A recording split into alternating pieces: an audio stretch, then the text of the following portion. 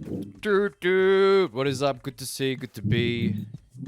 Stilly Dave out here, getting grounded, about to have a golden time with the unapologetic, the Shadow himself, the the Grim Reaper indeed, manifest in our time frame. Drad MC, how you going, my dude? Kia ora, welcome. Yeah, good man. Kia ora, bro. Thanks for the introduction. Of course, I mean, I should have really worked on the monologue to give you all the kudos that you deserve, my dude. But yeah, hopefully that was enough for you. Yeah, bro. Cool. Before we start powwowing and stuff, good way to get grounded is to acknowledge the sacred ground that we record and stream upon. So just want to acknowledge the traditional custodians, not owners of this land, custodians, where we're recording right now. So the Boomerang and the Wurundjeri people of the Kulin Nation. I'd like to acknowledge the elders past, present, and emerging. And just state that, sovereignty was never ceded. We should be grateful for what we have. And don't take it for fucking granted. Anything to add, D-Rad? The Totoku, just second all what you said. Yeah. Brilliant. So, this episode is a back-to-back episode of me breaking the rules of putting quote-unquote Melbourne artists on the map. I seem to be dipping in a pool that's close to Australia, just over the ocean, and it got somebody else from Aotearoa, from New Zealand. So I don't know what's happening. I don't know how it works out, but you guys seem to love it here. But welcome. I know you've been here for a while. Who was the previous? Hannah Rose. Oh, right. Yeah, true. Yeah. I didn't realize she was Maori until I saw her Instagram post recently. It's like, true. Yeah, I guess me neither. Yeah, it's interesting, when you're judging on the surface, it can be hard to get underneath somebody's skin.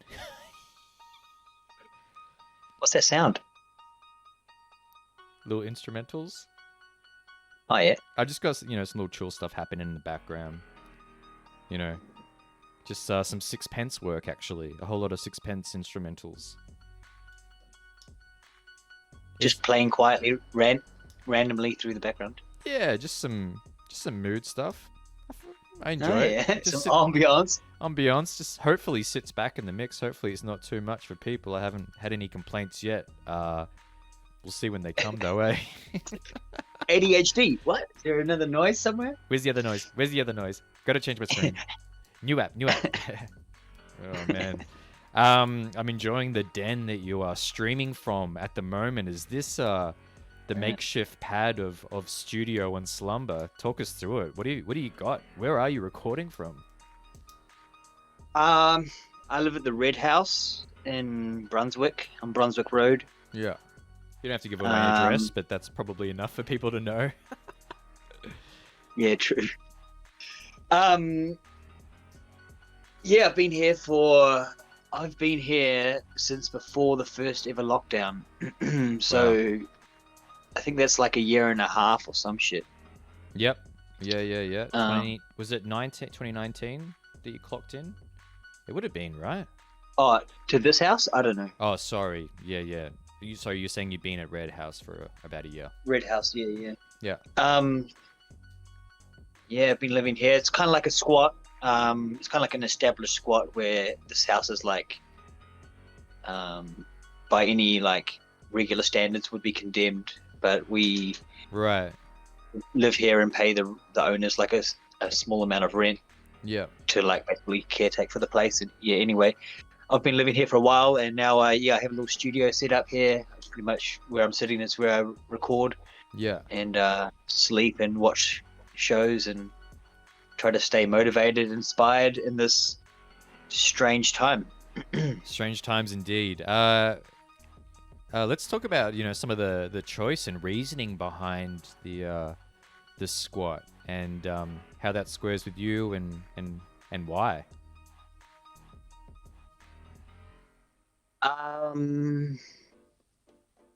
Like essentially, I'm just a cheapskate. Basically, okay. Like I don't want to frugal man. pay rent. kind of, yeah. Like I just have always, I guess, like I come from, like my roots are in like left wing politics, I suppose. So I've been squatting for quite a while. My first squat was in Wellington, in Newtown. This house called the Mustard House. Mm-hmm. Yeah, and I just see squatting as like embodiment of my sort of anarchist ideals of like just making shit work for yourself, you know, like Twisting the system. there's lots of resources out there if you're willing to like step outside the matrix, you know, and just acquire what you need for what you need. So run us through like a handful of essential things that is necessary for you to operate as an MC. You know, 5 or so things that are like, this is kind of really mainly all I need. To be an MC, Yeah. like weed, electricity, mattress, Yeah. Yeah. a water supply.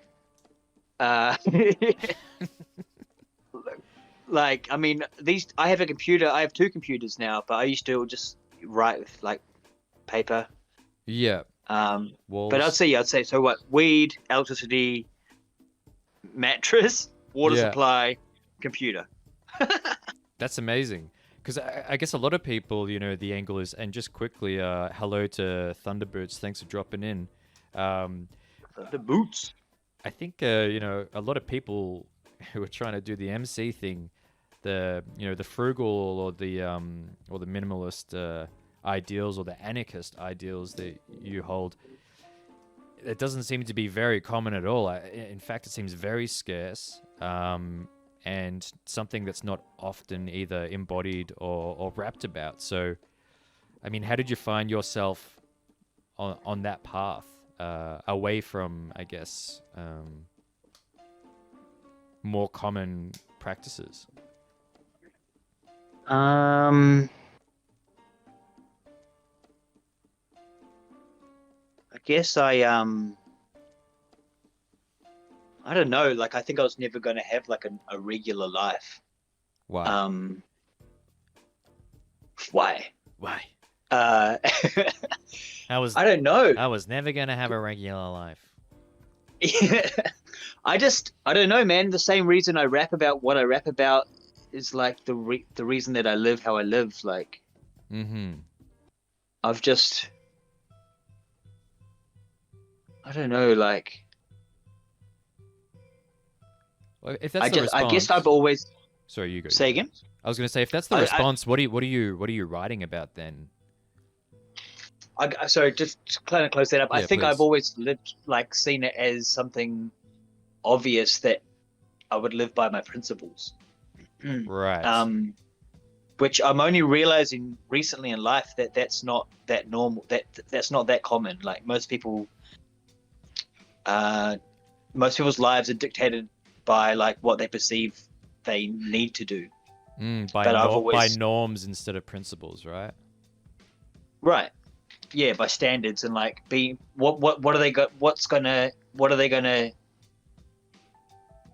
what actions and like lifestyle choices are going to help them be accepted, I think is what most people do. But that's never been me. Like I've always decided to do things based on like the virtue of the thing rather than how I feel like I'm going to be perceived as a result, I guess. Yeah, right. So you continue to serve yourself first and foremost, and you don't have to bow to anyone because it sounds like you're the master of your domain, and that's something that you won't compromise on. Yeah, that's it. Yeah, like a principle based like existence, I guess. What kind of sparked that? Is that something that's kind of just been the way that you've lived through, maybe the way that that you've learned through your family, or like how have these become defining principles for you?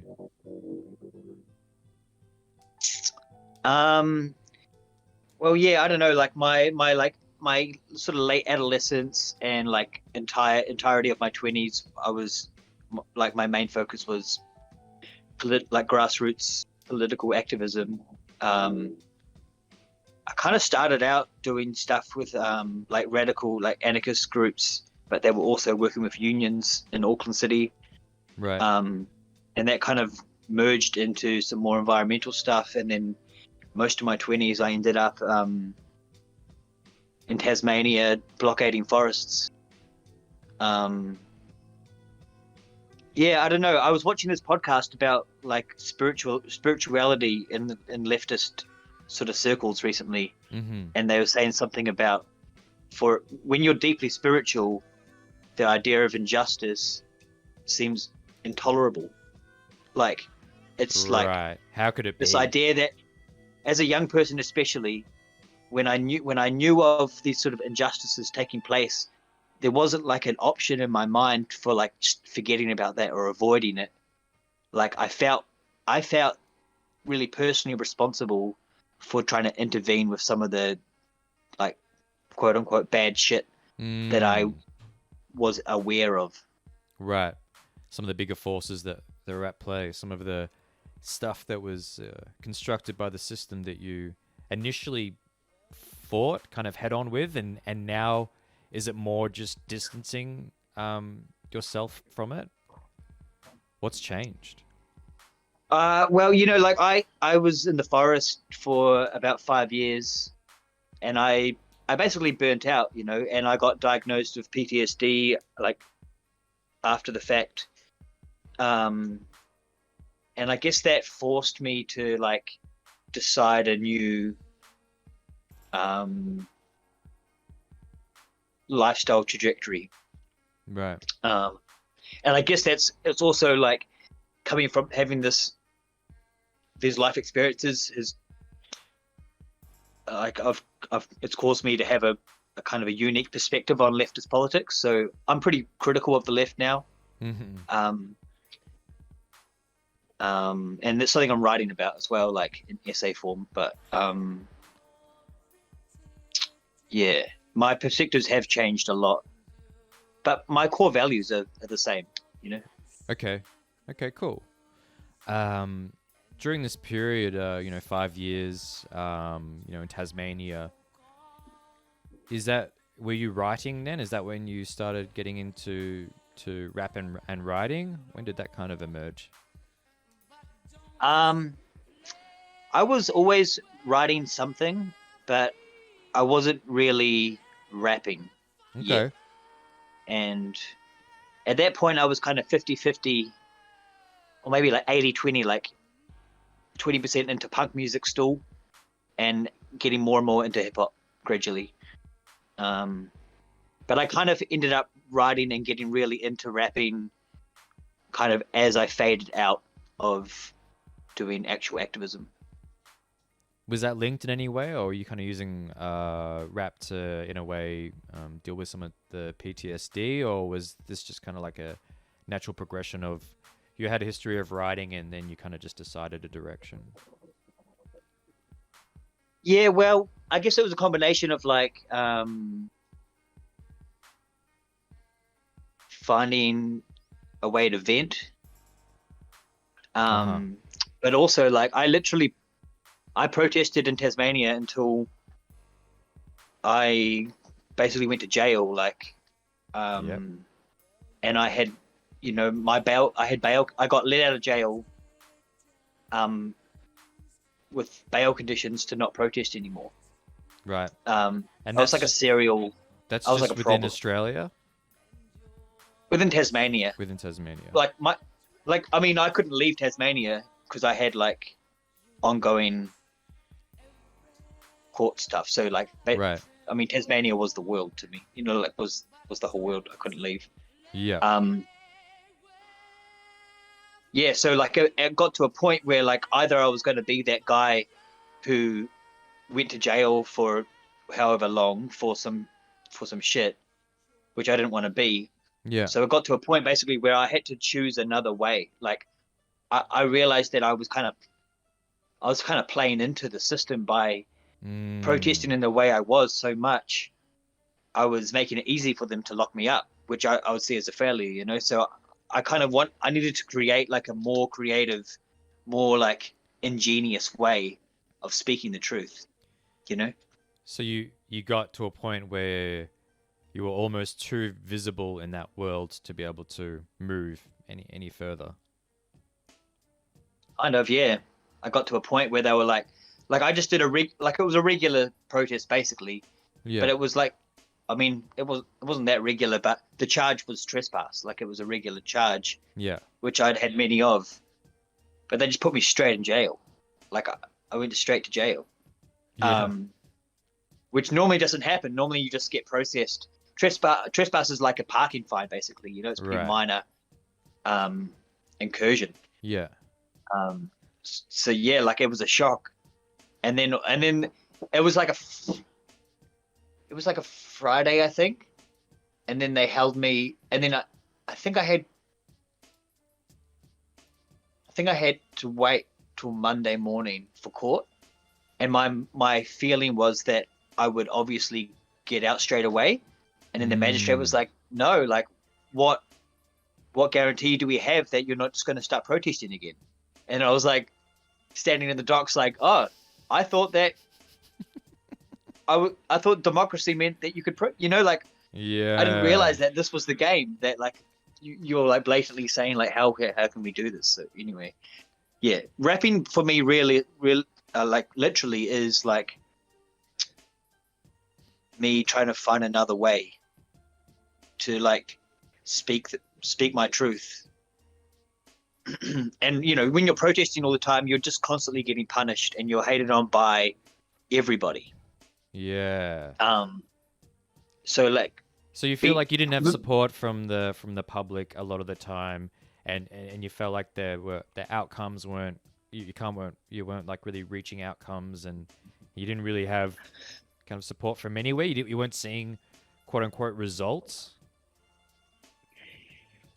basically, yes. Like my view is, if you're doing radical activism, you should have everyone against you, because if you're like really like pushing the Right. envelope on some progressive shit, it makes sense that would be ahead of its time, you know? Like it'd be like all the something great that thinkers of forever.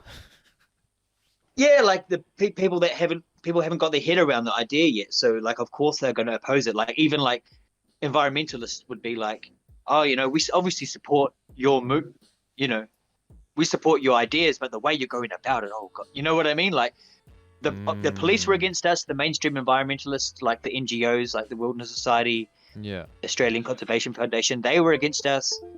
Like the loggers, obviously against us. The most vocal Tasmanians, like the vocal minority that support the loggers, were against us. Like it was like a situation where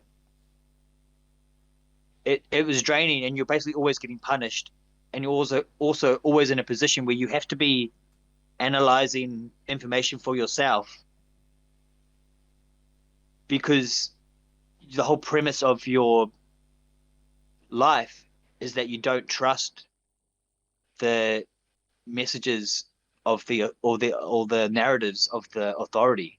Right. You know, so if your assumption is that they're wrong, then you have to construct a whole like Argument. belief system, Yeah, belief system. Right. to live by. That you know, like, you know, I was like shoplifting every like fucking 3 times a week, you know, and Yeah. like doing illegal stuff all the time, Yeah. because I was like, okay, the government thinks that it's okay to bulldoze this forest, and I know they're wrong about that. So therefore, like they're wrong about everything, and I'm gonna construct this whole like thing, you know, where I'm the one making choices at Right. every point, you know, Justified and that's choices in your right. mind. Yeah. Yeah. It's So kind of what. so for me, sorry to wrap that up. Like Yeah, for me, please. going from that to rapping, it's like so much easier to rap. You know, like sometimes you get hated on for rapping, but not that often. And generally, you have an audience that appreciates you, and you get like immersed for it. You know, like energetically or financially. So like, yeah, I find a lot of musicians complain about the grind, which is true. Like it's hard to be a musician, but compared to my previous like occupation or whatever Yeah. career, Yeah. this is easier, you know, and I get more perks personally out of it, you know. That's powerful, man. So going from, I know quite a bit of, you're one of my best friends, Dylan, and I know a little bit more about you than the average person. But from my understanding, how you got into hip hop and when you started writing and that kind of stuff, it was actually kind of like a bit of a isolated process. You weren't like out partying with a bunch of heads, hip hop heads or whatever. It was kind of something that you had to build on yourself without having maybe established communities or things happening around you. Is that a correct assumption? And do you want to talk on that at all? Yeah, sure. I mean, like, yeah, especially, I mean, living in the forest, that's obviously remote. There's not like, there's no hip hop culture out there. Yeah. Um, and then after that, I lived in a series of other remote places. So yeah, and also like I'd been out of the world for like about 5 years, so I'd missed a lot of shit. Like back in New Zealand, there was like, oh shit. We saw it. There it is. That's all good. Oh, really? That's super fun. God damn it. We assumed anyway. The gimbal just fucked out. I don't know why. Battery. Oh, actually, sometimes it just drops, eh? By the way, Ivory Archer takes a hat off to you, giving you a big up. Oh, right. Right. Let's see if I can sort out this fucking gimbal. Good. Take your time. Oh, shit, fuck.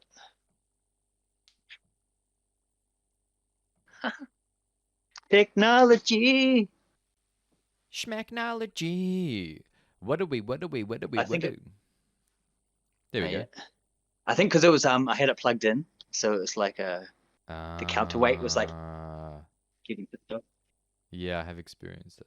All right, so Yeah, I lived in remote places for ages, but yeah, there was like a crew called Homebrew in New Zealand that I literally knew nothing about, and they were like the biggest thing. Right. I literally had to go back and like kind of research pop culture events in retrospect to even be able to relate to humans, to what was even happening at that time. Like literally, bro, this is like corny, but like I'd go back to Wellington and try to reconnect with some old homies, and every fucking story I had was like, oh, this one time up a tree. Like they were all my stories, and they were all different stories, but like I started noticing people's brains just turning off. Like one time up a tree, like that's unrelatable.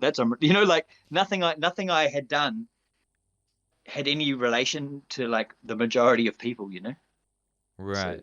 So how did you go about like how did you go about like slowly integrating back into any kind of scene or culture? What was that like?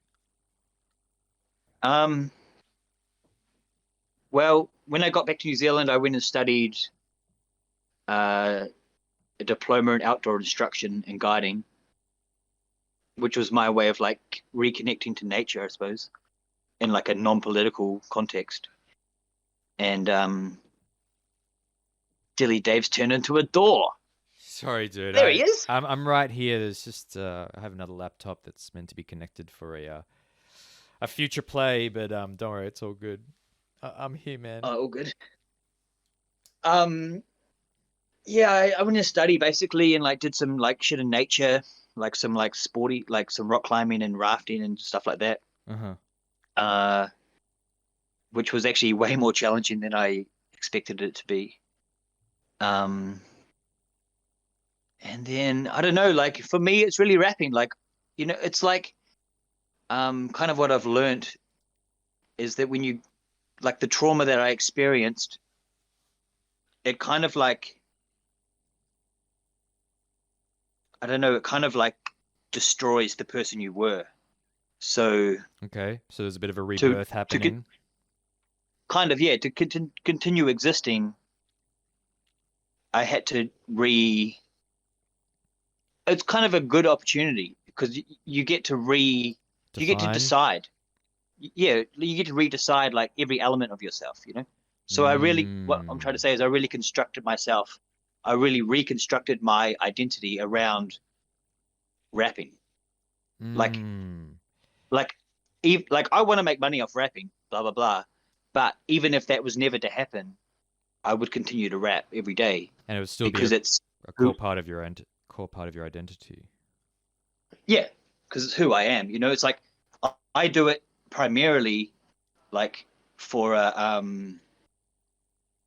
therapeutic, like therapeutic reasons. You know.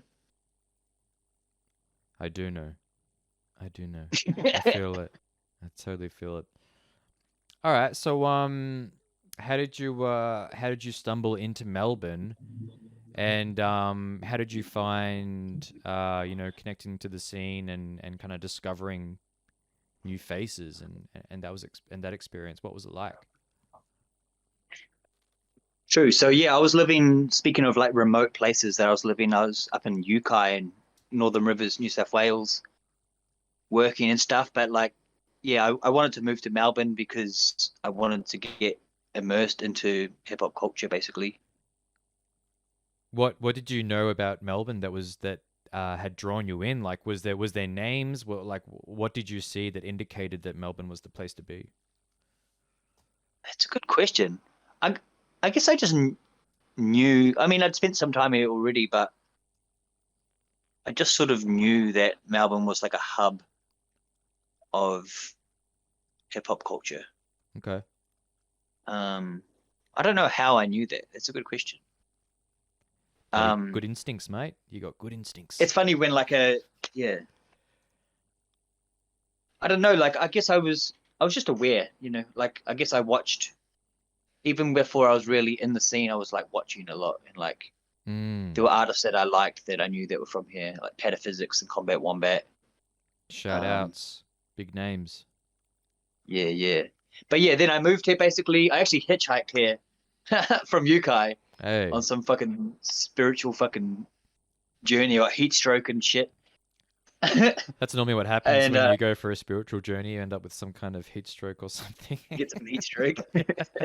and uh, that's what, yeah, I was doing some Jesus shit, 30 days and 30 nights in the wilderness. hey, denying the devil Um, of these temptations. yeah, no comforts and conveniences to distract Mm, my soul from my true thing. true calling. But yeah, I hitched it basically, and then I had some hookups to places to stay for a while, and then I just started going to Grumpy's, which is where I met you, Yeah. and like connected with Mono, and it's where I met Trix actually, Yeah. and yeah, a few. I started going to a few shows, and then I started organizing some shows You at were, Gummo Bar. yeah, shout outs to you, man. You were quick to organize in the scene, being an outsider, I guess, arguably not knowing too many people, but just entering and I guess knowing enough people to put them on a lineup. Had you put shows on before, and was that always your intention? What were the thoughts around that? Yeah, I guess it's like my magic trick because you're right. Like I didn't know anyone, but that's like was my way of inserting myself. You know, like Inserting or asserting? both. Semantics? But inserting, Yeah. um, it's like yeah, that's my like before music, organizing shit is my primary skill set.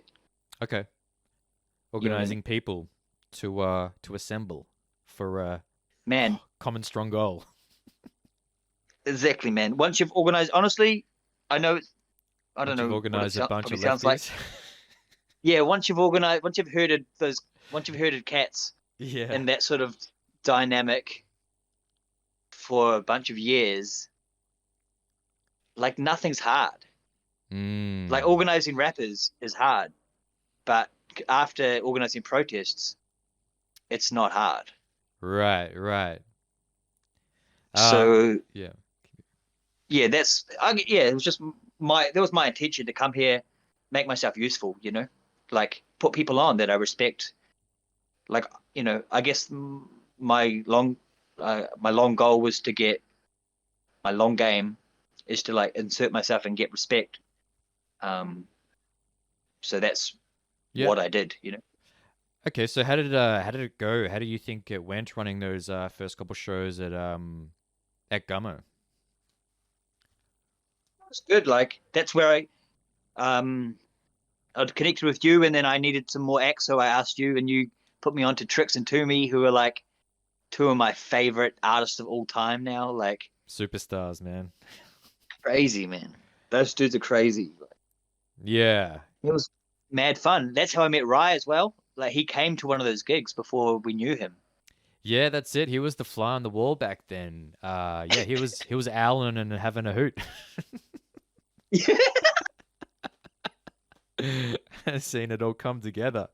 It's crazy how it all That's it. connected in such a way. I mean, you, I guess at that time, kind of being an outsider, coming in, putting on a show, bringing people together who have now been together for like 2 or so years. True. So you made a ripple in the scene, man. That's it. That's it. I guess like I guess when I quit activism, I was really bitter. I was like, fuck, I put all my energy into this shit. Now I have nothing and I'm fucked up. And then my way of flipping that was like, well, you don't have nothing, you have a fuckload of experience. Hmm. And like I guess entering into the music scene was like, okay, I want to capitalize on my experience with just making shit happen, you know? Yeah. Okay. So at the time when you were putting on those gigs, what kind of tracks and what kind of body of work did you have under your belt, and what were you working on, and what did you have released then? I just put out an EP which I called Therapy, like the theory of rap, um, which is basically my journey from like being just a writer to like starting to record, you know. Mm. And yeah, there's a few tracks on there, a couple of acapellas, and it's basically my like first time like really recording. So when I listen to those tracks now, it's I definitely feel like it's a representation of the beginning of my journey. Yeah. Yeah. Um, and I was yeah, and I'd kind of started working on a bunch of the tracks that I'm now finishing, which is Goodie Bag the mixtape. Yeah. I have Show us a some. sticker.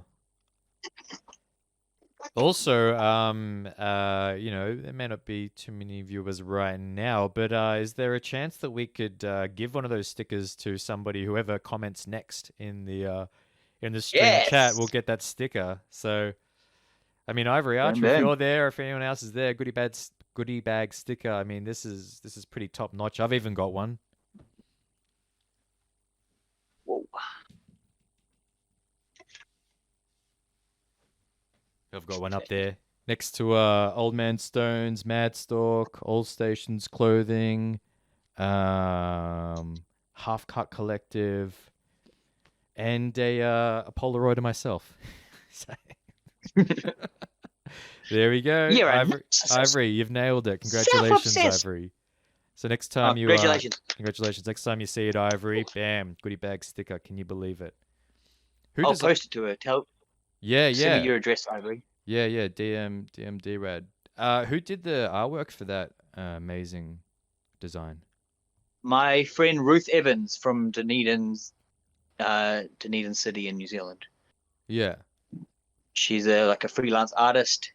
She does she does a bit of album art for people and stuff. So yeah, independent artist. So yeah, I definitely recommend hitting her up if you need art. brilliant. I love it. So I met you in the time of the therapy EP, um, and it was really. I mean, I was already impressed with it, but one of the tracks or pieces of yours that has stood out the most to me is "Rhyming Time Machine," which you probably are going to agree is your masterpiece. The probably your current masterpiece. Do you think this is the bit of work that you're close to being most proud about, or is it like top three or top five for you? Let's. Um, I'm proud of that piece. It's old now though. Like I think that like you know I would do something better now, but Yeah, I call it like my PhD. Right. Is that because you It's not actually invested? a P- Did you invest the most not, time into that piece um compared to other tracks? maybe, yeah. It's definitely like for anyone that doesn't know, Rhyming Time Machine is like it's like a 3 minute a cappella, or maybe it's like a 4 minute a Closer to cappella, four, yeah. which is it's pretty intricate, and it's like it details me like traveling back in time and basically assassinating different like influential um, members of history, basically like Descartes, Yeah. Freud, uh, some miscellaneous racists in South Africa. Right. Right, right, right. It's important to um, put them in. yeah, and I guess it took me like a year or so to write, uh, and it took me a lot of energy to memorize and stuff. Yeah, I mean, I'm really proud of that piece. Like, I've got to a point where I can pretty much rap that like at the drop of a hat. Yeah. Um, yeah, That was the first music video that we worked on together, that piece. yeah, yeah. Um, what made you trust me to work on a music video with you? Well, you you made a video. Excuse me. You made a video promoting yourself, Mm, which showed like initiative, I guess, um,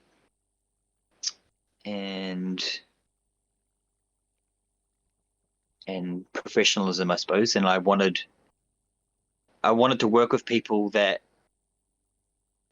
were serious right. And I about guess the doing fact shit. the fact that I pushed that showed that I was somewhat serious. Yeah, Cool. yeah, and like, and the fact you were charging money, like, and yeah, that probably the fact that we didn't know each other that well yet either. Like, I like the Right. idea of establishing a friendship based on working. Yeah. Instead of just, partying or whatever, just fucking, chewing the fat, which is great. I'm a big fan of meat and fat, but meat and potatoes, all of that. But but yeah, you're right. Like to establish, especially in this environment or scene, like to establish a relationship with somebody over, like work and creativity first and foremost, or even over having a good time. I think that's something that's not often done, but I think it's very advantageous. Yeah, because like it really like if you just do a little bit of work every day on a goal, you turn around in a year and you've got fucking 365 little things done, Yes. Yeah, well or put, double man. that. Exactly. Avery Archer just asked, do you have the Free Palestine track up on SoundCloud or Bandcamp? Where can people find that? Yeah, so that's Free Palestine's one of my tracks off the Therapy EP. That's on Bandcamp and SoundCloud. Beautiful. Cool. All right, so moving on from therapy. And yeah, also go check out Drad's YouTube channel. We've worked on a few goodies together, and yeah, really worthwhile watching. It's good stuff, man. I've really enjoyed working with you. I think we take each other seriously, and that's important. But we're Someone's also got to like right. we've both found the only other person that would take each other seriously. Yeah, I tell you what, nobody takes me seriously at all. It's fucking, I'm a joke. I'm kidding. I'm not a Fucking joke. clown. I'm a fucking. I'm the You're a jester. serious artist. I'm the jester that kicks it with kings. I'm just looking at all my notes. I've just written all of these notes about you. No, all right. So you part of your image is being a battle rapper, right? Like that's kind of part of your. I guess that's kind of how you present yourself, and I guess that's what you've engaged with in the scene. So, do you want to talk about getting into that, and if you will continue to be in that space, and kind of what you think about current battle scenes. But let's ignore like COVID though. Yeah. In a magical world where COVID-19 is unknown, where the media hysteria and government totalitarianism is but It's ripe, man. It's ripe for yeah. ripe for not the taking, ripe for the shutdown. But Look, yes, battle rap, man. I love battle rap. Uh, I didn't know that much about it until one day a friend showed me the Disaster versus Cannabis battle, okay, which I famous. recommend everyone watches. Yep. It's like a classic, it's a classic. And that really like inspired me, I like the idea of performing under pressure and what happens when you're under pressure. Like, are you gonna crack or are you gonna get really good? You're gonna like shine when that fucking heat presses into you. Oh, Um, but competition is just so toxic and detrimental to people's mental health. Why would you want to partake in such violent, misogynistic, disgusting behavior? yeah. I mean, it's the irony is that like everyone that battle raps that I'm aware of is like insecure nerd, I think There's no that's reason. quite true, right? This is like it's almost like Revenge of the Nerds is battle rap in a way. It is. It's wild. I'd never It thought about that 100% is. before. But yeah, because Revenge of the gay nerds. Revenge of the Gay Nerds. That's so It funny. is. It is It though. is like Yeah, it's the totally. gayest thing. It's the Yeah. gayest shit. Like Yeah, it's like like it's taking debate to like a whole new level, eh? Trying to be cool the debate. bank club, angry the bank club, with lots of gun metaphors. But Yes. like Bang yeah, bang. I mean like there's nothing gayer than two grown men writing intricate poems for each other to Oh man. fucking recite in public. It's Like true.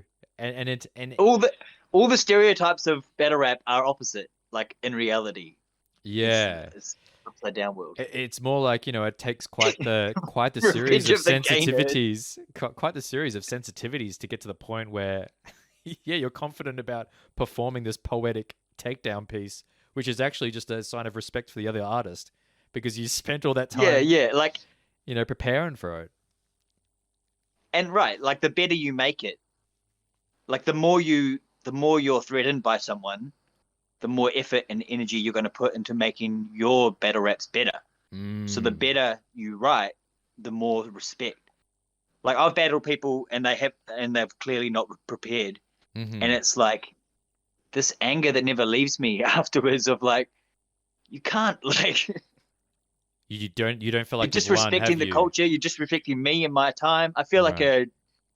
a substitute teacher when that happens, it's like I fucking Mm. got here on time and you cunts not even got your books ready. I prepared just as much as any other teacher for this class. Okay? And Yeah. you thought you could just take me down and I had a weakness. But yeah, man, I like battle rapping because I want to be great. So I want to push myself to perform when it's not like comfortable. And like it's like legitimately I think every battle rapper's scared. Like it's nerve-wracking. So it motivates. Like when I'm really preparing for a battle, I go running and like rehearse my shit when I'm running and Yeah. like put myself under pressure and stress so that when I'm like in that moment that I know I'm well prepared. And I like that sort of lifestyle. I feel like rap is a martial art, Mm-hmm. and It's a and I think practice. like battle is like is like the like rapping and making songs is like the arts and crafts side of hip hop, and battle rap is like the Martial art. the Yeah. the competition, like the fight, Yeah. like I the like that actual point. analogy. And there's plenty of MCs who happily separate those worlds, and I guess would prefer to create out of safe spaces when the mood is right instead of getting the job done under any circumstance. Yeah, Sounds like you're creating excellence under pressure, like a diamond. You know, if you want to use like a that. diamond. Like a diamond. I work under pressure, diamond. You know. Do you think that's? Do you think that gives you an edge, man? That must you must feel like that gives you an edge on stage. If not, everybody kind of has that mentality. That must add quite a lot to your character, confidence, and presence. I think rapping gives me an edge in life, and Mm. battle rapping more so. Mm. Like I come from a place now where like I had to battle a lot of insecurities and um like self-doubt and feelings of failure and lack of self-worth. Like activism, long-term activism does a lot of fucked up shit to you because you're aiming so high that you're bound to fail. And then for ages I saw that as a reflection of my worth. Mm. You Um, falling short of the mark. yeah, I thought that was me. I thought like not achieving whatever meant that I wasn't good enough.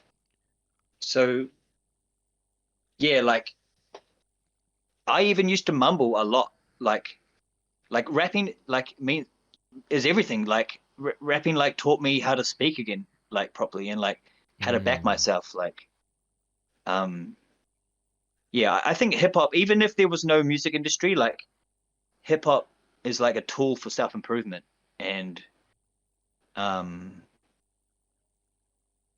yeah, I don't know where I'm going with that, but it's like, Even that line in itself is huge. You know, hip hop is a tool for self improvement, and I mean, uh, the, instead, I think you're right. Like with this, with depending on how far you go, but like with the activist mentality or mindset, setting that goal at such a high bar in terms of like dismantling this well constructed structure or system, the yeah, chance of you being able to do that, single handedly or even with a small crew is, that's a long shot, at the very least. But if you were to redefine your goals that are a lot more localized around you, and I guess like that's hip hop. I mean, and you're writing about your own experience, about things, people, and places around you, and then you share that with people who are around your area, and you get involved in like a scene, and like there's this underground world that kind of happens around that, and for you to see change in that world, doing your thing must be so much more tangible and there and within within grasp. yeah, I agree. Well put. Hmm. Um, Yeah. Man, we do have to do another one of these because, as we well know, we can talk for very long times. But before we start putting people on the map and doing shouting outs for other peoples, currently you're working on Goodie Bag mixtape, as we mentioned before. Shout outs to Archery again for copping that sticker. How do you feel about? Actually, before that, whereabouts are you in the process of getting that done? When could we expect to see that? No pressure. You can give loose time frames, but for those who are chasing. Yeah, yeah. Well, it's like a 10-track mixtape. I'm really working on the last two tracks now, so Okay. I'm trying to get this track that I'm doing sounding nice, and Yeah. then there's an acapella I've got to finish, and that's it. So my birthday is the 24th of October, and it's out by then, if you know what Okay. I mean. Yeah. Cool. Awesome. So just over a month, a couple of days over a month. Sweet. Do you feel like you've got everything around you to kind of to execute it? Yeah, I think so. Like songs are pretty close. I've got the money to get it mixed and mastered, like the remaining bits. The art's done. Um, I don't know if I'll actually have physicals out by then, but I Yeah. know it'll be done by then, if you Yeah. know what I mean. Cool. Well, what we'll do, I reckon to play the episode out. So in a little bit, we'll play my favorite track of yours of all time, Haters, which I think is fucking. It speaks to your unapologetic character and nature. It's cerebral if you want to break it down. It's punchy. It's something that I've like seen live and also seen you refine over time. And yeah, I think it's in a place now where it's just fucking it's sharp and it sits there. So before we play that, that's something for people to stick around with. Let's put someone on the map. Who do you want to shout out in the scene to add to my digital Photoshop map? I'd like to introduce Mr. Rockman. Mr. Rockman, yeah, brilliant. This is a great shout out. Please tell us about Mr. Cheer up, Rockman. buddy. I'd like to say cheer up, please, Mr. Rockman. Cheer up, buddy. He takes it seriously, you know. Yeah, tell us about Rockman, man. I mean, I don't know him that well. I don't know him that well at all as a person, but I've followed him as an artist for a while, and he's a talented dude. He's definitely deep in the emo feels, the emo vibes, which is very relatable. Do you feel like that is that what translates to his music, the emo vibes, or is that just like current online social presence? I wouldn't say necessarily his music, but his online presence is it's very honest, you know. When he's feeling sad, you're gonna know about it. Right, right. And is that kind of what draws you into him and his thing? Well, I think what really draws me into his style is that it seems like he was like, I'm not really happy with life, so I'm going to decide to get really good at rapping. Right. And that's what I relate to that sort of journey. So I respect that, you know. And I think that's where the best art comes from, you know, like suffering. Oh, can you say that again for the people, please, Dylan? I mean, I can if you can't.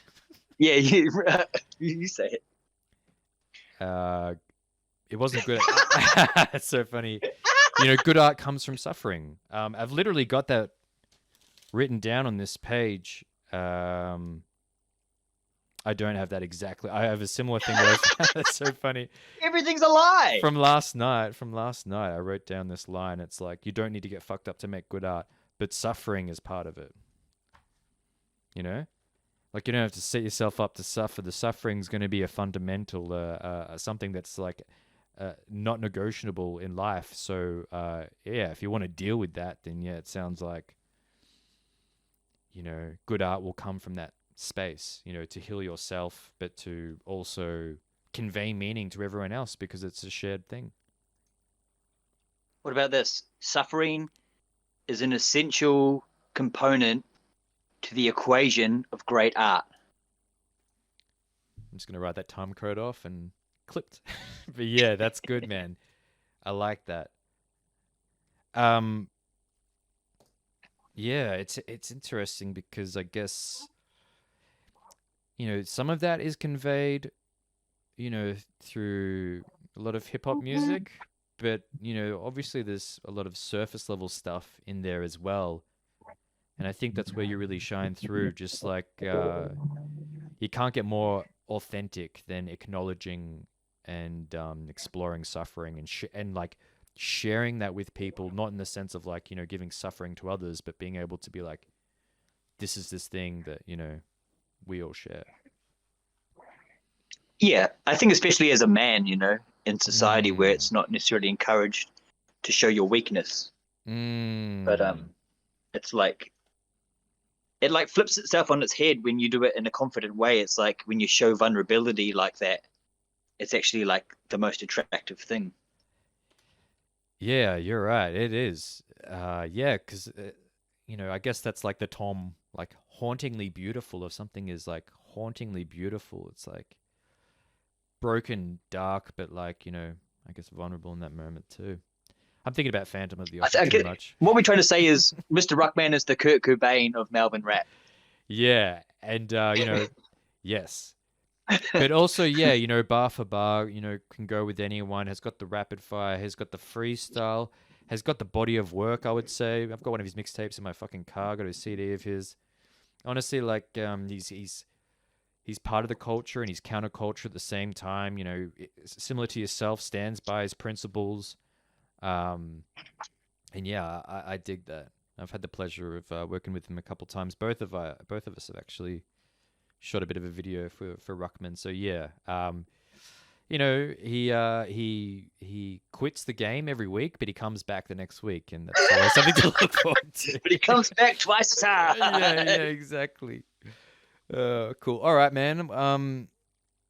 Before we play the track and see each other off, thanks for coming by. Thanks for getting grounded with me. We often get grounded with each other. Is there any parting words you'd like to give to the people? Stay focused. No, yeah.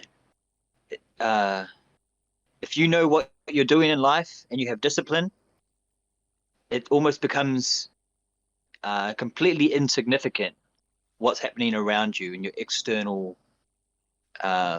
forces around you will become completely insignificant once you know exactly what you're doing and you have that discipline to do it every day. Fucking brilliant. Talking about that crystallized focus, the kind of thing that you can get high off. I'm not talking about methamphetamines. Crush it up and snort it. Crush it up. Raw discipline. That's it. Raw D. Yeah. Get that. Substance D. Did you ever watch A Scanner Darkly? Such a good movie. Substance I D. read it. Discipline. Yeah, there you go. Yeah. Boom. Give me a tick. I'm just going to make sure that this computer's firing, and then we'll burst this track.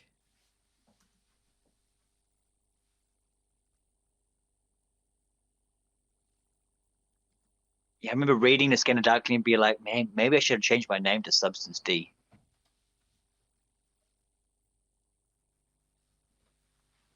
It would have been a real powerful move, man. I feel like, there's still opportunity for that. Yeah.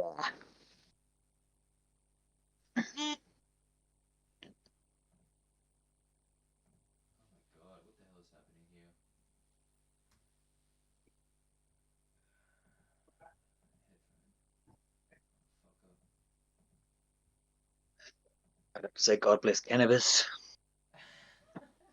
Yeah, please entertain the people for a second. I could actually I can just play it from here. It just means that you won't be able to hear it, but I guess that's not too much of an issue. All right, so this is Haters off the Goodie Bag mixtape. June Gray remix. Boom. Haters anthem. Let's do it. Fuck you, fuck you, fuck you, fuck you, fuck you, fuck you, fuck you, fuck you, fuck you. I'm a king on the quest, content finesse, for conquest. When I kill for legacy, enemies in my embassy perplex. Ghost possessed, post-traumatic stress. See you second guess, don't wanna step to where the devil repossess. Isn't a stretch for me to etch a sketch in the hood with my guard at my job. Exclusive. God bless. I forgot. Groundhog, dialogue in my dialogue. Good dog, go fetch. Woo. Glad I got that off my chest. Swallow this, followed like a trend. Hello friends. Not a doormat, matador rap. When I snap, watch me splatter all the rats. Fuck you, fuck you, fuck you, fuck you, fuck you, fuck you, fuck you, fuck you, fuck you, fuck you. You don't wanna act hard. Guards in remind, call me Grimwood. Grim dad never could kill this confidence. Lucky for me, you all incompetent. Sitting anxious until I vomit it in my car where I'll sit. Follow your casket while I spit, running round my head, coming up my mids. Watch while you're lowered into your deathbed. Over your grave with the blade of engraved poetry. Till I'm sure that you're dead. All I have is what I am, so remember what I said. My pencils is there to fill your mental with lead. Imagery that grips, liquid kick flips, corny dipshits, torn prisons like Christians on Christmas morn. Operation Desert Storm in my prison form. Lazarus tax on. No taxing those who acting when I back the truck up. Motherfuckers suck a dick and don't take it as a compliment. For them to whip it this bottomless. Frugal phosphorus. Wrath ostriches, pupils dilate. Likely to retaliate like a prison break. To a racist magistrate. Slayed with the nades and fisted blade. Wait, namaste. Fuck you and have a nice day. Salute Jean Grey when he prays in the booth all day. Here's the proof and the way I make you sway. Fuck you, fuck you, fuck you. Fuck you, fuck you. Bitches, this is vicious. Neighbors suspicious on their Schindler's List hit. Lift the lid when I raise the bar. Smoking like a shooting star. Brainstorms like Jupiter. Part art is algebra professor. Smarter, more aggressive. Break it down with your girl as an undresser. Fuck you, fuck you, fuck you. Fuck you, fuck you. Fuck you, fuck you, fuck you. Fuck you, fuck you. Fuck you, fuck you, fuck you. Fuck you, fuck you. Fuck you, fuck you, fuck you. Big up, stay grounded, you hairy apes. Bye.